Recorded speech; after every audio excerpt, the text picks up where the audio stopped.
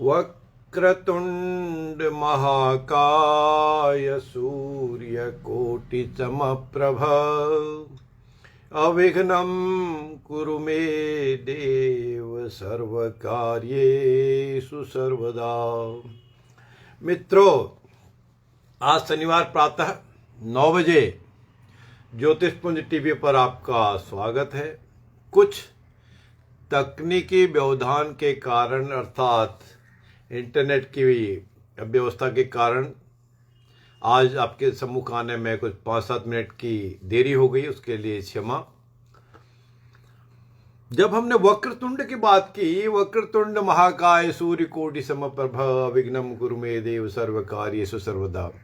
वक्रतुंड जी महाराज गणेश जी, उनसे सादर नमन करके हम कोई भी कार्य करते हैं। जब भी हम भगवान गणेश की स्तुति से शुरू करते हैं, उनको नमन करके करते हैं, यह केवल नाम मात्र ही गणेश जी का, भगवान गणेश जी का अगर हम शुरुआत करते हैं तो वह विघ्नहर्ता है। बहुत सारे विघ्नों को वो हर लेते हैं, दूर कर लेते हैं और किसी का भी मार्ग को प्रशस्त कर देते हैं। इसीलिए कहा है well begin is half done. जब शुरुआत जिस चीज की अच्छी हो तो वो उसका नींव तो पड़ ही जाती है। शुरुआत अच्छी नींव पड़ गई तो इमारत तो मजबूत बनती ही है। इसलिए भगवान गणेश जी का सदा स्मरण कुछ भी करने से पहले अवश्य में करना ही चाहिए। मित्रों, हम इस ज्योतिषपुंज टीवी पर जो बातें करते हैं, वो जो महर्षि पराशर द्वारा प्रदत्त ज्ञान है, उसी का अनुकरण करते हुए उस ज्योतिष विधा को, जो वैदिक ज्योतिष है, उसके कुछ सूत्रों को हम सीखते हैं, सिखाते हैं, बताते हैं और प्रयोग करने के लिए भी उसके बारे में बताते हैं। और क्या होने की संभावना है, अर्थात जो कुंडली है, चार्ट है, हॉरोस्कोप है, टेवा है, जो भी आप नाम लेते हैं, उसको हम कैसे पढ़ें, कैसे पठित करें, कैसे उसका अनुभव से निकालें, उसका प्रिडिक्शन करें, उनके सूत्रों को मिलाएं और प्रिडिक्शन करने में हम कैसे अपनी जो विद्या है, वाणी है, बुद्धि है, उसका और अधिक विकास करें, वो उससे, ताकि सटीकता से, सही तरीके से, निश्चितता से हम प्रिडिक्शन कर पाए। यही बात हम करते हैं। तो अभी तक हमने बहुत सारी बातें की है। आज जो हमारा विषय है वो हम जान रहे हैं कि जातक जातिका का जन्म यदि दिन में हो, यदि रात्रि के समय हो, संध्याओं में हो, दोनों में से कोई भी संध्या काल में हो या होरा काल में हो, तो कैसा जातक होगा। अब एक चीज के लिए फिर मैं सभी से करबद्ध अनुरोध कर देता हूं, सतर्क कर देता हूं कि इस ज्योतिषपुंज के इस मेरे वाले प्रोग्राम में, मेरे वाले जो लाइव रहता हूं, इसमें कोई भी प्रश्न नहीं लिया जाता। किसी भी तरह का ज्योतिषी समाधान आपको चाहिए तो आप मेरे से संपर्क कर सकते हैं। संपर्क का नंबर ज्योतिषपुंज टीवी से भी मिलेगा, माननीय अश्विनी गौतम जी से भी मिलेगा। और नंबर भी आप तभी लें, फिर दूसरी बात, दूसरी सावधानी, नंबर भी तभी लें, मुझे भी तभी फोन करें कि यदि आपने उचित दक्षिणा देनी हो, क्योंकि फ्री का सामान नहीं है। भूखे भजन न हो या गोपाला। ठीक है। तो अब आपसे अनुरोध कि बार बार प्रिया गुलेरिया जी हैं और बहुत सारे लोग पोस्ट कर रहे हैं अपने भाई के बारे में, अपने बारे में जो भी जानना चाहते हैं, तो आप फीस के साथ बात करें अलग से, तो हम बात करेंगे। चलिए, तो दिवा रात्रि उसको कहते हैं, दिन में जन्म हुआ है या रात में जन्म हुआ है। वैसे तो जो पराशरी पद्धति है, जो ज्योतिषी पद्धति है, भारतीय संस्कृति, भारतीय पद्धति है, आज जब सूर्योदय हुआ था उस समय से कल जब सूर्योदय होगा 24 घंटे, तब तक एक दिन माना जाता है। फिर भी वो तो ठीक है, आपको जब हमने कैलकुलेट करना है, कुंडली बनानी है, तब तो वही सूत्र यूज होगा। लेकिन अब जब जन्म का समय दिन में हुआ या रात में हुआ, मीन रात को सनसेट के बाद, सूर्योदय के बाद, सूर्योदय से अगले सूर्योदय तक वो रात्रि काल ही माना जाएगा। संध्या पहर जब शुरू हो जाए तब उसके बाद रात्रि काल। तो दिन में जन्म हुआ तो जातक के कैसा उसका लक्षण होने की संभावना है, कैसे उसके जीवन काल में क्या क्या घटित होने की संभावना है, इन्हीं बातों को आज हम पहले शुरुआत में बात करते हैं। तो दिन में अगर जन्म हुआ हो तो जातक, दिन में क्या है, सूर्य देव का प्रकाश बहुत सारा होता है ना, सूर्यदेव का प्रकाश बहुत अधिक होता है। तब क्या होगा, जब प्रकाश है तो हम बहुत सारी चीजों को देख सकते हैं। रात्रि के अंधकार में भले शुक्ल पक्ष भी हो, पूर्णिमा की भी तिथि हो, पूर्णिमा जब पूर्ण चंद्र होते हैं, अपनी छटा को बिखेर रहे होते हैं, तब भी रात्रि के समय यदि हम अपने कमरे में हैं, अपने निवास पर हैं, या बाहर हैं, या मार्ग में हैं, कहीं आ जा रहे हैं, फिर भी हमको किसी न किसी रूप में उजाले की, कृत्रिम प्रकाश की, आर्टिफिशियल लाइट की जरूरत पड़ती है। वो आर्टिफिशियल लाइट, कृत्रिम प्रकाश, चाहे टॉर्च की हो, चाहे ट्यूबलाइट की हो, चाहे बल्ब की हो, या लालटेन की हो, या और कोई भी मेथड हो, मोबाइल से भी अगर हम टॉर्च जला लें तो उसकी जरूरत पड़ती है। लेकिन दिन के समय अभी अगर हम बाहर निकलते हैं, इवन मैं तो जहां पर बैठा हूं अपने रूम में, मैं तो साथ में ये खिड़की है, यहां से पूर्ण प्रकाश आ रहा है, ठीक है, थोड़ा सा ट्यूबलाइट तो मैंने यूज किया है, लेकिन उसके बाद भी ना भी अगर ट्यूबलाइट यूज की जाए तो प्रकाश है। तो फर्क इसी तरह है, किसी जातक जातिका के जन्म से भी वह फर्क उसमें आएगा, उसमें प्रभाव होगा। चलिए हम सीधी बात करते हैं, दिन में यदि जन्म हो तो जातक जातिका के कैसे होने की संभावना है। हमने बात की कि दिन में प्रकाशमान होता है, बहुत प्रकाशमय होता है, बहुत सारी चीजें हम देख लेते हैं।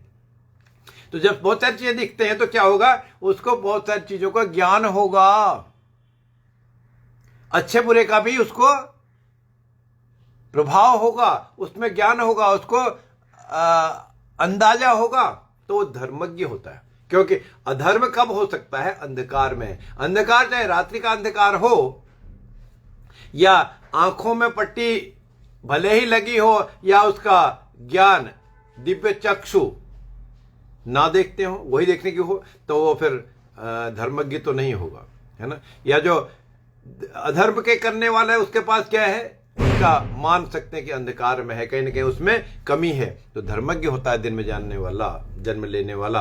और ऐसे जातक जातिकाओं की संतानें अक्सर होती ही हैं, और होती ही हैं। जब आज के समय की बात को अगर अक्सर से ना भी लें तो दूसरी बात कहूं, जातकों की जो दिन में जन्म होता है उनकी संतानें अधिक होती हैं, एक से अधिक होने की प्रबल संभावना होती है। और जब दिन के समय सब कुछ दिख रहा है, अच्छा भी बुरा भी, तो वह उन सारी चीजों को प्राप्त करने की इच्छा भी रखते हैं, लालसा भी रखते हैं, और इच्छा पूर्ति होती भी है। वो चाहे भोजन की हो, चाहे घूमने की हो, आचार विचार की हो, व्यवहार की हो, तो उनमें भोग विलास भी होता है। और जब दिन में बहुत कुछ दिख रहा है तो फिर उनका मित्रता भी अधिक होती है ना, मित्रता भी अधिक होती है। तो ऐसे जातक जातिकाओं के पास, अभी हमने भोग विलास की बात की, उनके पास वस्त्र, सुवस्त्र, सुशीलता ये भी परिपूर्ण होती है। और जब सब कुछ दिखता है, बहुत कुछ दिखता है, इंटेलिजेंसिया, उनका बुद्धि भी अधिक होती है, बुद्धिमान भी होता है। और दिन में जब सब कुछ दिख रहा होता है, चमकीला होता है, सूर्य चमकता है, तो स्वरूप भी सुंदर होता है। तो यह तो कुछ बातें थी उस जातक जातिका का यदि जन्म दिन में हुआ हो। लेकिन फिर मैं साथ ही एक बिल्कुल सावधान कर देता हूं कि फिर भी यह तो एक सिम्टम है। अब यह 100% कोई लिखी हुई थंब रूल ही नहीं है, यह संभावना है। हाँ, तब आपको प्रिडिक्शन एक्यूरेट जो मैं बात कर रहा हूं हो सकता है उससे दिन में जन्म तो हुआ हो, लेकिन और बाकी बातें कुछ अलग ही हो। तब उसके लिए, उस जातक जातिका के लिए उसकी कुंडली का अवलोकन करना, उसकी कुंडली का पठन करना वह सारी बातें अध्ययन करनी होंगी, तब उसके बाद हम सही प्रेडिक्शन कर पाएंगे। अब हम रात्रि में जन्म की बात करते हैं। रात्रि में जन्म की बात अगर हम करते हैं तो उससे पहले मैं फिर अलर्ट कर दूं, कोई सीमा गुलेरिया तो फिर भी भेज रही हैं, मैंने कह दिया कि आप बात कर सकते हैं फीस के साथ, और प्रिया गुलेरिया, और कोई सीमा गुसाई भी हैं, वो भी कुछ कुछ बात कर रही हैं। पता नहीं क्या बात करते हैं, कोई नेगेटिव बात आती है क्या है। सीमा, अगर आप वही हो कि आप जो फ्यूचर पॉइंट में पढ़ते थे मेरे से, मुझे लगता है कि शायद वही हैं, तो आपके पास मेरा नंबर है, आप मेरे से बात भी कर सकते हैं बेटे। चलिए अब हम अगली बात करें। रात्रि में जन्म हुआ तो रात्रि का समय क्या है हमारे लिए, किसी भी इंसान के लिए, पशु पक्षियों के लिए भी, जानवरों के लिए भी। रात्रि का समय विश्राम का है, शारीरिक विश्राम का है। जब हम शारीरिक विश्राम करते हैं तो मानसिक विश्राम अपने आप हो जाता है ना। तो रात्रि के समय क्या कर लेते हैं, हम सो जाते हैं। जब सो रहे तो क्या करते हैं, हमारी सांसें तो चल रही होती हैं पर हम मन मस्तिष्क को भी आराम कराते हैं। तो जहाँ तक कम बोलने वाला होता है, सोते हुए कहाँ बात करते हैं। और वो ठीक है, किसी की हैबिट है, कुछ ऐसी बात हो जाती है कि कुछ बड़बड़ा रहा हो लेकिन उसको याद नहीं रहता, कुछ स्वप्न हो देखने वाला, तो कम बोलने वाला और स्वप्न देखने वाला होता है ना। और जब विश्राम कर ही रहा है, दिन में तो हमने बात की कि सारी ब्राइटनेस है, सब कुछ दिख रहा है, रात्रि के समय बहुत सारी चीजें नहीं दिखाई देती। अभी हमने टॉर्च की बात की या कृत्रिम प्रकाश की बात की, तो उनको पता नहीं चलता कि यह अच्छा है या बुरा है। तो गाहे बगाहे उनसे कुछ कमी भी रह जाती है, कोई पाप भी हो ही जाता है, और हृदय में भी कठोरता होती है। और ऐसे जातक जातिका रात्रि के समय जन्म लिए हुए, उनकी दिन वाले की बात थी भोगी प्रकृति थी, और लेकिन रात वाले की कामुकता में आतुर कामी प्रकृति होती है ना। यह बात थी हमारी रात्रि के समय जन्म की। अब एक बात है कि संध्या काल में जन्म। संध्या काल कब, सूर्योदय के समय या सूर्योदय होने से थोड़ा सा 10-15-20 मिनट पहले और 10-15 मिनट बाद तक, और रात्रि के सायंकाल के समय जब सनसेट हो रहा हो। ज्योतिष मित्र तो मुझे लगता है जानते हैं, उम्मीद है, और जानना भी चाहिए। यदि नहीं जानते हैं कि इस संध्या को, तो आज से जो भी ज्योतिष के विद्यार्थी हैं, जो भी पंडित हैं, उनसे अनुरोध है कि इस संध्या को आप जरूर जानें।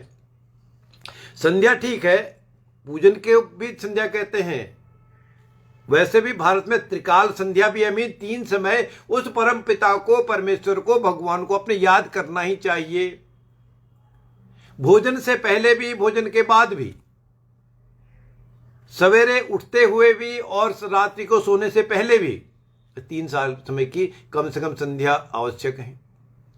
तो फिर भी संध्या का मतलब, इसमें हम जन्म की बात कर रहे हैं किसी जातक जातिका का, सूर्योदय के समय, सूर्योदय के समय हुआ है और सूर्यास्त के समय हो रहा है, तो ऐसे दोनों ही केसेज में उस जातक जातिका में दिन के भी कुछ गुण होते हैं, रात्रि के भी गुण होते हैं। क्योंकि सूर्योदय के समय हो रहा है तो अभी रात्रि का कुछ प्रभाव उस पर आया है, और सूर्योदय, सूर्य का पूरा प्रभाव नहीं आ पाया है। सायंकाल हो रहा है तो दिन का प्रभाव अधिक है, लेकिन सायं होने वाली है, रात्रि का प्रभाव भी शुरू हो गया है ना। तो दोनों ही बातें उसमें मिक्स होता है। और एक बहुत ही अच्छी बात है, बहुत ही इंपॉर्टेंट बात है, जिसको ज्योतिषी कम से कम जरूर नोट कर लें, वह है स्वहोरा में जन्म। स्वहोरा, स्वहोरा कौन सी है, अपनी होरा। आज शनिवार का दिन है, यह थंब रूल है, यह नियम है कि जिस दिन जो वार होगा उसकी पहली होरा, होरा का मतलब है आवर, घंटा। जो आवर अंग्रेजी शब्द है वो हमारे संस्कृत भाषा से ही लिया है, होरा, ओरिजिनल बात होरा है, और होरा से ही आवर बना है। और फिर भी बहुत सारे लोग अभी मैसेज दे रहे हैं, कोई मंडल जी हैं, प्रियंका जी हैं, कुछ कुछ बात करते हैं। तो सबसे अनुरोध है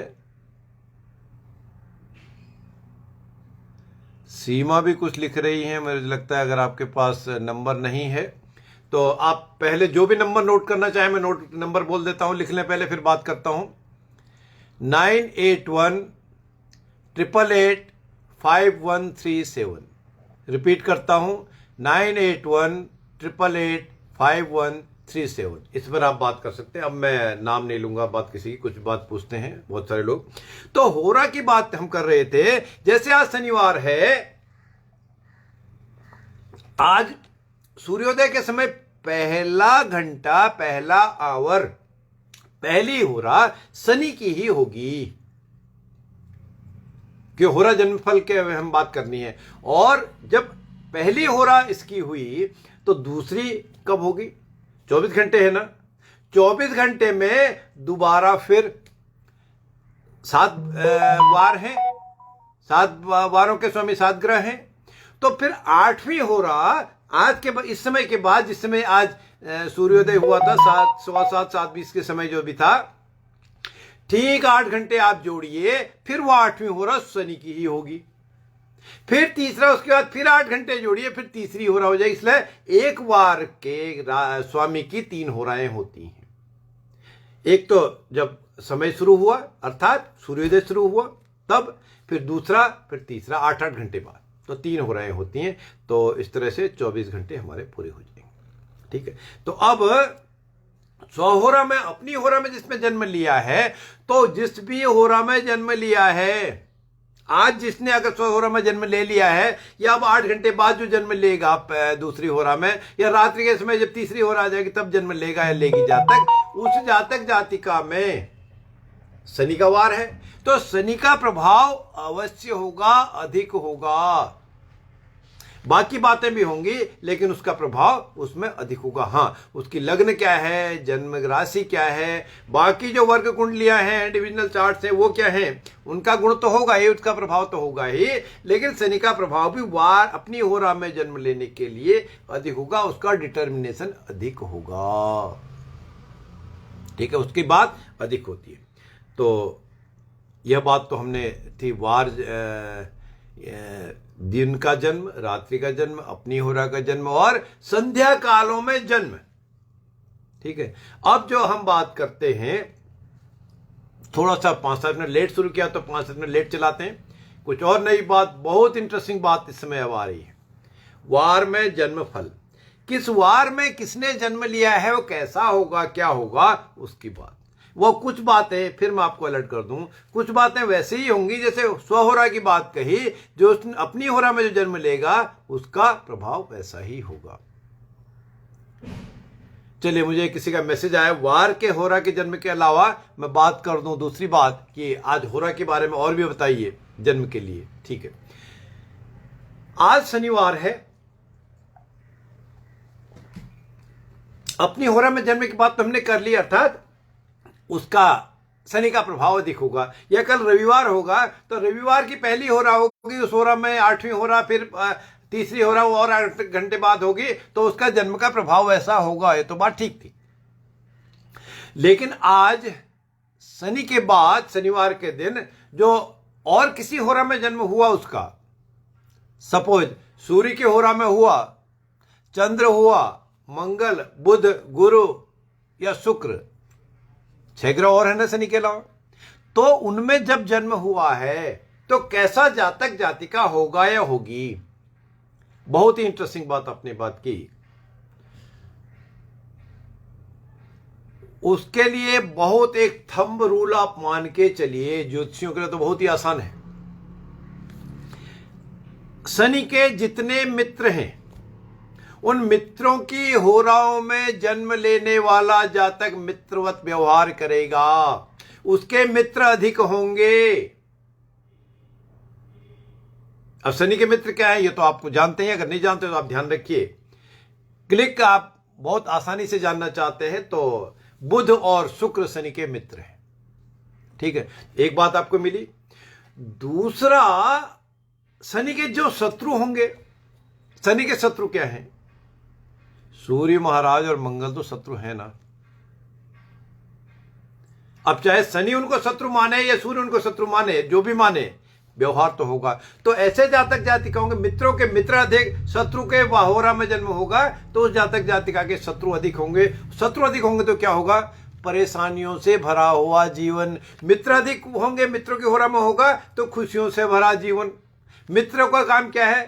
सदमित्र लक्षण मिदम प्रवदंति संतः संति संतः कियंतः।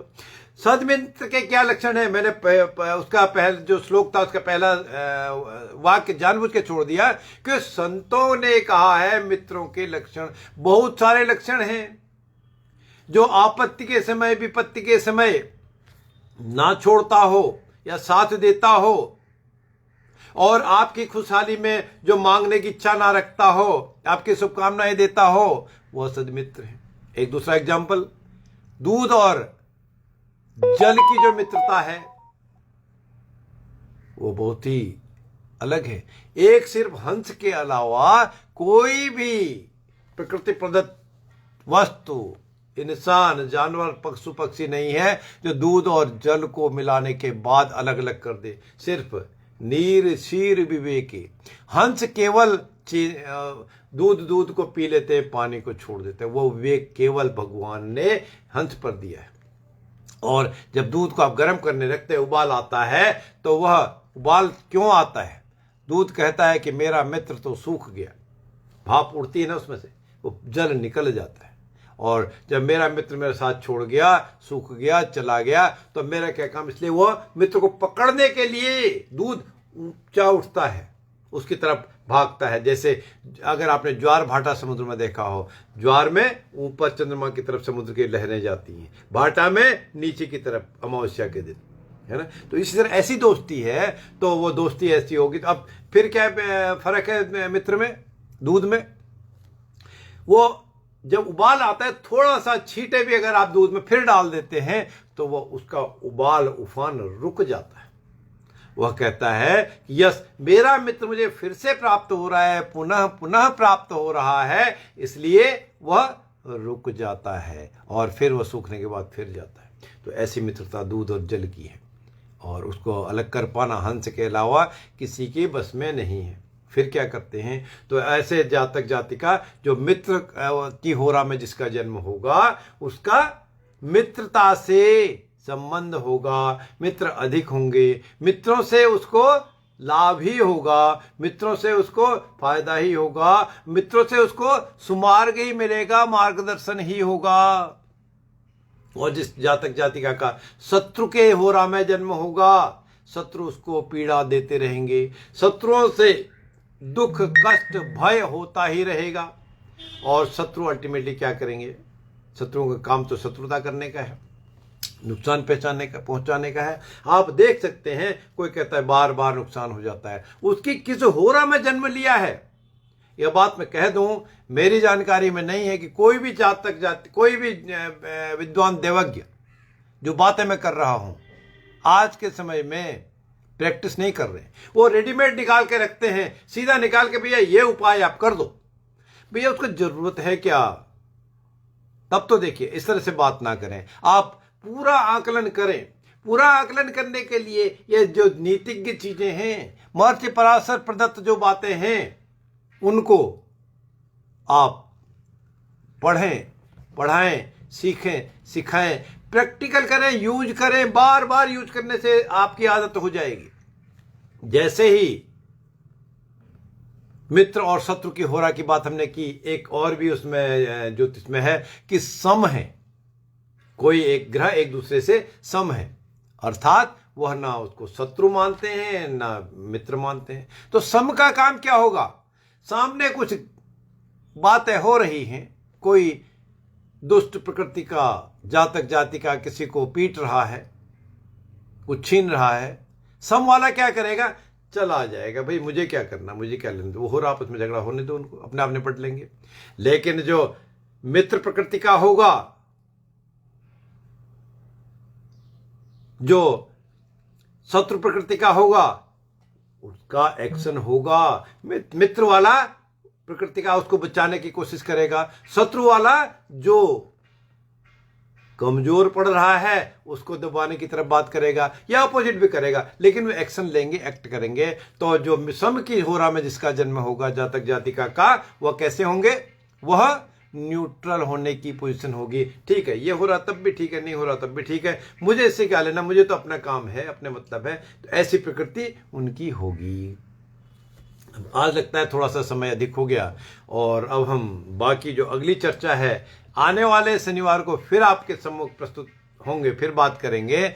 तब तक के लिए आप सभी का धन्यवाद, आभार। और फिर भी अभी ब्रजेश तिवारी जी भी कुछ जानना चाहते हैं। ब्रजेश जी शायद आप देर से जुड़े। आप मेरे मोबाइल नंबर पर 9818885137 पर बात कर सकते हैं, कुंडली दिखाने के लिए, बात करने के लिए, पूछने के लिए। लेकिन बात आपसे अनुरोध है तभी करें, या दूसरे मित्र भी तभी करें कि जब आप फीस भी देंगे। आप मेरे से 1 to 1 मिलेंगे, नोएडा में रहता हूं तो फीस देंगे, और अगर बाहर से कहीं हैं तो पहले फीस आपको भेजनी होगी, उसके बाद ही मैं कोई ज्योतिषी आकलन कर पाऊंगा। तब तक के लिए सभी का दिन शुभ हो, या मासोत्तम मास माघ मास और आपके लिए और भी सुखदाई हो, गुणकारी हो, इसी कामना के साथ जय श्री राम, जय श्री राम, जय श्री राम।